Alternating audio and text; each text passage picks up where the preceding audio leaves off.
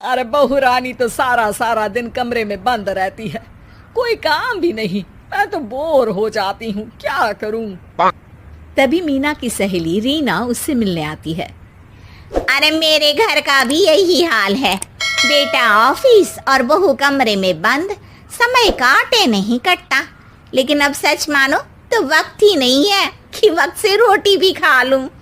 अरे बहन, मुझे भी बता दे कौन सा जादू चलाया है।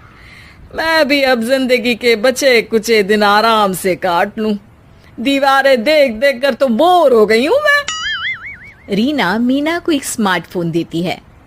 ये ले, ये है वो छड़ी जो जादू करती है। इसमें मैंने तेरा फेसबुक अकाउंट भी बनाया है, एंजल प्रिया के नाम से। बस अब यहाँ दोस्त बना और सबसे बातें कर। सास को पहले तो उतना समझ नहीं आता है, लेकिन धीरे धीरे वो उसकी आदत डाल लेती है। माँ जी जल्दी से खाना खा लीजिए, मुझे थोड़ा काम है। अरे तू जा, मैं खा लूंगी, अभी वक्त नहीं है। और सासू माँ मोबाइल में मुंह गड़ाए जवाब दे देती है। बहू समझ ही नहीं पाती और वहां से कमरे में चली जाती है। अचानक सास को किसी प्यारी पिंकी की फ्रेंड रिक्वेस्ट आती है।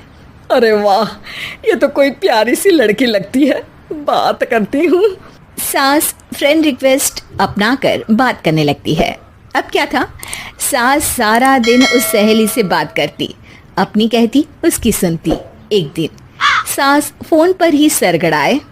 अरे बहू, जरा मंदिर के लिए थाली सजा दे, आज कीर्तन है। बहू फोन पर किसी को मैसेज टाइप करते कहती है। माँ जी क्या है, अब मुझे क्या पता कि आपको कौन कौन से भगवान की पूजा करनी होती है। तभी सास के पास कोई मैसेज आता है। अच्छा अच्छा ठीक है, रहने दे, मैं ही कर लूंगी। अब मैंने मना थोड़ी ना किया है, कर देती हूँ मैं। अब मैंने भी बोला ना कि थोड़ी देर में बात करती हूँ, तो मैं ही कर लेती हूँ, तू जा अपने कमरे में। बहू वहां से चली जाती है। सास मंदिर पहुंचती है और मंदिर की सीढ़ियों पर बैठकर सास फोन पर लिखती है। अरे मेरी बहू सारा दिन अपने कमरे में बैठी रहती है। वहां से रिप्लाई आता है। मैं आपकी बहू को तो जानती नहीं हूँ, लेकिन हाँ एक बात है, हो सकता है आपने उसे ताने दिए होंगे या फिर उसका दिल दुखाया होगा। ऐसा करने पर बहुओं का मन ससुराल से हट जाता है। याद रखिए, बहू और बेटी में फर्क होता है।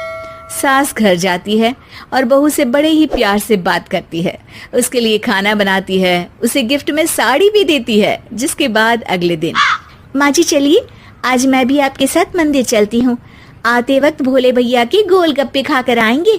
अरे हाँ बहू, ये तो अच्छा है, चलो। सास मन में सोचती है कि उसकी फेक बुक वाली दोस्त कितनी अच्छी है। उसके समझाने से उसे उसकी बहू वापस मिल गई। वो बहू को अपनी दोस्त के बारे में बताने का सोचती है, लेकिन फिर चुप हो जाती है। बहू फोन पर टाइप करती है। मेरी सास मुझे नौकरानी समझती है, एक गिलास पानी तक खुद नहीं लेती। मन तो करता है कि बोल दूं, मैं बहू हूँ, कोई नौकरानी नहीं। वहां से रिप्लाई आता है। देखो, तुम्हारी सास को तो मैं भी नहीं जानती, लेकिन वो बुजुर्ग होंगी। पूरा जीवन उन्होंने घर गृहस्थी चूल्हा चौका में निकाल दिया। और फिर तुम ये भी मत भूलो कि जिस पति पर तुमको इतना गर्व है, उसे भी शिक्षा उन्होंने ही दी है। तो जिसने तुम्हें इतना दिया, क्या तुम उनकी थोड़ी सी सेवा नहीं कर सकती? बहू भी अगले दिन से सास का सारा काम करती, उनके पैर दबाती, उनका ख्याल रखती, उनके साथ घूमने जाती।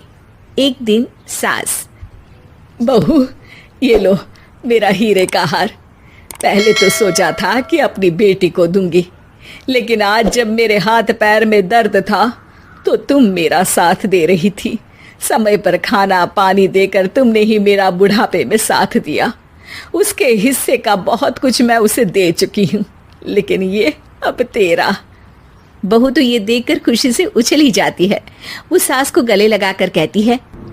माँ जी आज सच में बहुत अच्छी है, भला हो उस एंजल प्रिया का जिसने मुझे आपसे वापस मिलवा दिया, वरना मैं तो हमेशा आपको गलत ही समझती। मैं तो सोचती थी काश वो एंजल प्रिया मेरी सास होती।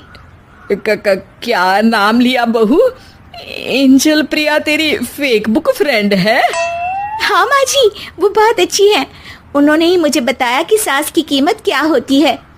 अरे बहू, कहीं तू प्यारी पिंकी तो नहीं? जी माँ जी, मैं ही हूँ प्यारी पिंकी। क्यों? सास बहू को गले लगाकर कहती है।